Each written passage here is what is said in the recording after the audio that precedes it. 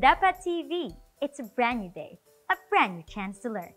I am Ma'am Derry, and I am very excited to bring you today's lesson. So set your mind, ready your heart, and brace yourselves as we explore the world of oral communication. For this episode, we will talk about the different types of speech contents. What is a speech context? And what are its various types? Let's figure them out all together. But before we begin, let's first have a recap. In the previous episode, you got to know the principles of verbal and nonverbal communication. With that, recall the different aspects of verbal communication and identify which of the following situations that utilize nonverbal cues best emphasize each aspect. Are you ready? Let's begin. A. The international school where Draco is studying has Korean visitors during the commencement exercises. As the valedictorian, he bowed as he greeted the Korean visitors during his speech. Letter B. Kai's seatmates were murmuring and giggling, so she couldn't understand her teacher's lecture. Kai wanted them to be quiet, so she said, "Shh, you have to listen," and placed her index finger on her mouth. Letter C. Marco hosted Trixie's debut. It was a masquerade party, so Marco wore dark-colored formal clothes matched with a black mask. Letter D. The artist in the commercial smiled brightly while delivering the product's tagline.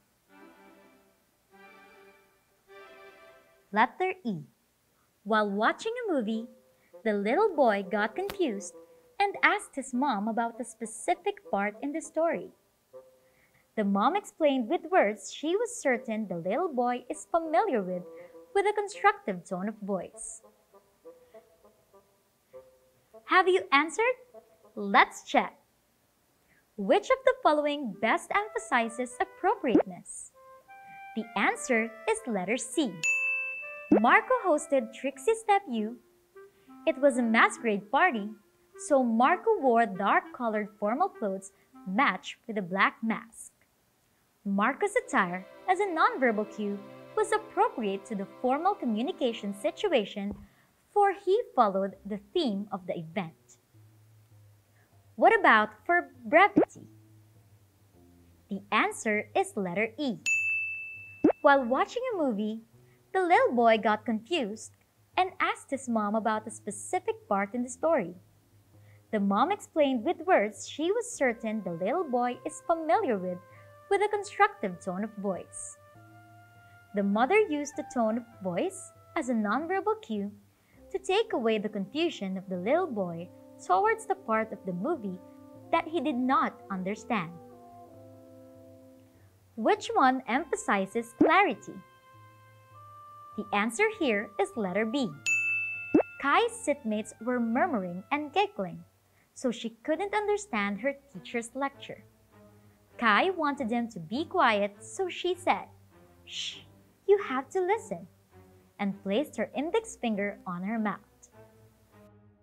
Kai used control or regulation as a function of communication for her seatmates to be quiet. She placed her index finger on her mouth as a gesture that emphasizes her purpose. Now, for ethics, the answer is letter A. The international school where Draco is studying has Korean visitors during the commencement exercises. As the valedictorian, he bowed as he greeted the Korean visitors during his speech. Bowing is a traditional greeting in Korea, which is also a gesture of respect. Draco was able to know his audience well and apply the gesture that would not disrespect him. For the last aspect, vividness, the answer is letter D. The artist in the commercial smiled brightly while delivering the product's tagline. To smile brightly while delivering a figurative statement such as a tagline would definitely allow the artist to seem vibrant and lively in front of the audience. I do hope you were able to answer each item correctly. Now it's time to proceed to our new lesson. Are you ready? Let's get the ball rolling. Every day in our lives, we concern ourselves with interaction among people. Back before the pandemic, you always talk to your best friend. You brainstorm about tasks with your groupmates. You report in front of the class. But because of the pandemic, the face-to-face interaction among these people lessened. However, the interaction among people you used to talk to did not really stop. You just now have a different channel, the digital world. With the help of technology, you can send private messages to your best friend. You can still interact among groups through group chats. And you can still do your report through uploading videos online. In this case, it is necessary for you to understand the concept of speaking in a variety of communication situations and the number of people you communicate with. Communication situation is what we call a speech context. According to DeVito in 2005, context refers to the setting in which the communication takes place. Context helps to establish meaning and can influence what is said and how it is said. Let's have an activity. Read each situation inside the circle, then evaluate the communication context it matches. Number 1. Consoling a friend who is feeling down. Number 2. Cheering yourself up before an important event. Number 3. Delivering your graduation speech to your fellow graduates. Number 4. Discussing with your groupmates your assigned report. And number 5. Articulating your stand on a pressing issue in the editorial page. Your choices are the following communication contexts. Letter A. Communication in public. Letter B. Communication with self. Letter C. Communication between two persons. Letter D. Communication using the media. And letter E. Communication in a small group. For situation 1, the communication context is letter C. This is communication between two persons, you and your friend. For situation 2, the communication context is letter B. This is communication with yourself. 3. The communication context is letter A. This is communication in public. During graduation ceremonies, we expect a big number of people. For situation number 4, the communication situation is letter E. This is communication in a small group. The number of people is 10 or less. For situation number 5, the communication situation is D. This is communication using the media. An editorial page is found in a newspaper, which is a type of print media that could be read by an even greater number of people from different places. The given communication contexts in the activity we just did are divided into 4 types of speech context. Let's start with the first one. Intrapersonal communication is a type of speech context that is focused on one person, where the speaker acts both as the sender and the receiver of the message. The channel of communication for intrapersonal communication is the brain of the speaker that processes his or her thoughts or feelings. Basically, this is talking to yourself. This may be done quietly inside your head, but some do this while actually talking or when looking at themselves in the mirror. How often do you talk to yourself? And why do you do it? Talking to oneself is done for many reasons, but mostly when we feel strong emotions. Whenever we are losing our drive to finish our tasks, we cheer or motivate ourselves to do it. Whenever we are mad, we calm ourselves in our minds. Or when we are to make decisions, we weigh in our options and talk about it in our minds. What course should I take? Education? Broadcast arts? Broadcast arts? Education? Or maybe I can do both. On the other hand, we have interpersonal communication. Interpersonal communication is a type of speech context that takes place between and among people. Normally, it includes two individuals, and it can vary from casual and very personal to formal and impersonal communication situations. Because situations vary depending on the number of receivers, interpersonal communication is divided into two types. The first one is communication that happens between two people, like when you are interviewed by the university staff for a college application, or when you console a sad friend, or when you see your mother and father discuss financial matters in the living room. This is what we call dyad communication. The second one is communication that involves at least 3 but not more than 12 people engaged in face-to-face interactions. In this type of conversation, all participants can freely express their ideas throughout the discussion. Like when you catch up with your group of friends, or when you talk with your brother and sister during snack time, or when you brainstorm with your groupmates about your research paper. This is what we call small group communication. The third type of speech context is public communication. Public communication is a type of speech context that enables you to send or deliver a message before a crowd. According to Hybels and Weaver in 2012, in public communication, unlike interpersonal and small groups, the channels are more exaggerated. The voice is louder and the gestures are more expansive because the audience is larger. Basically, this is delivering a speech in front of a big number of people. Have you ever spoken in front of a big crowd? Students who join student councils have experienced public communication when they deliver their campaign speeches in front of the school body.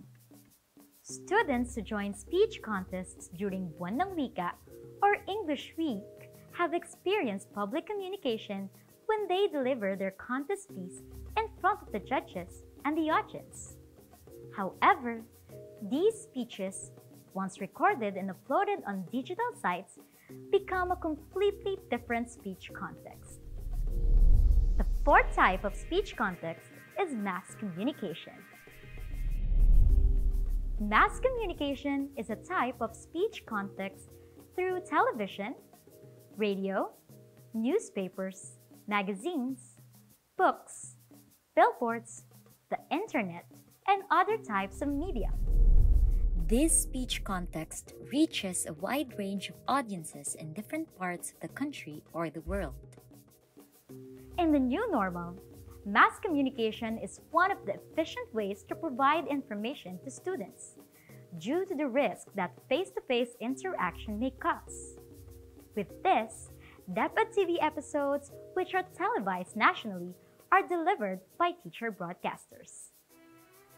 In order to be informed of the things happening in the country or the world, news is delivered by news anchors on different television channels and social media sites.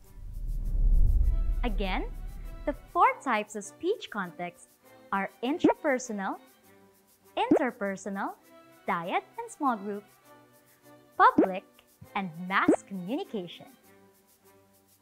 All of which, I am certain, you have experienced and witnessed over the years.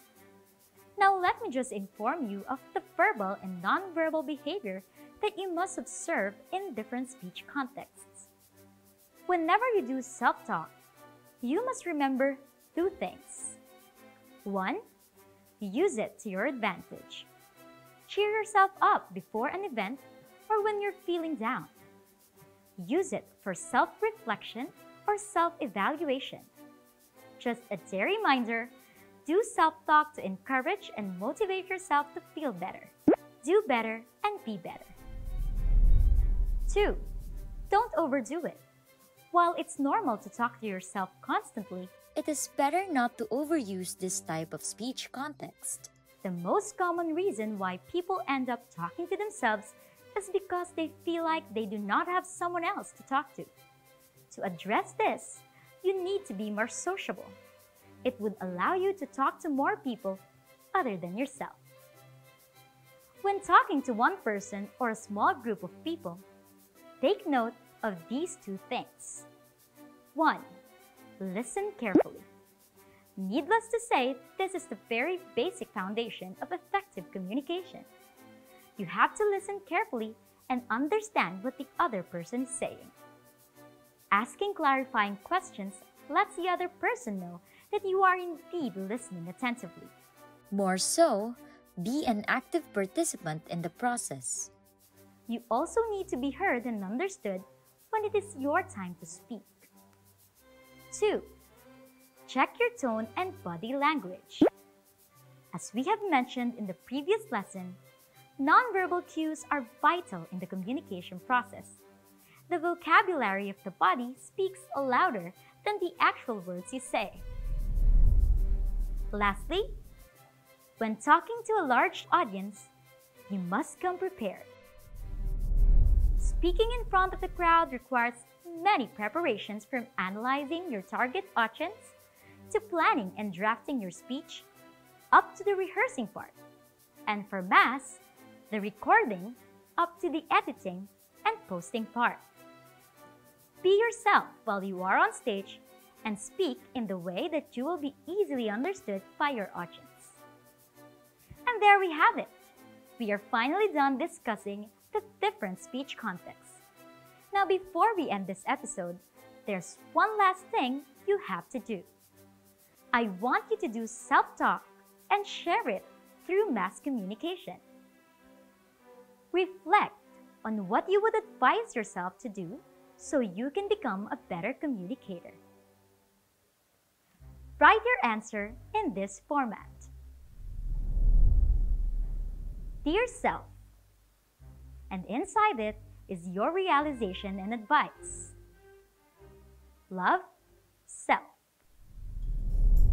After doing this, do post on your Facebook page using the hashtag #DayReminder so I can easily see your answers. The best one will be featured on DepEd Philippines Facebook page. So you better make sure that your post is public. On our next episodes, we will talk about the different types of speech according to purpose. Make sure to read ahead. Once again, this is Ma'am Derry, bringing you lessons on communication and leaving you with a dear reminder: don't just speak with your mind, speak with your heart. Ciao!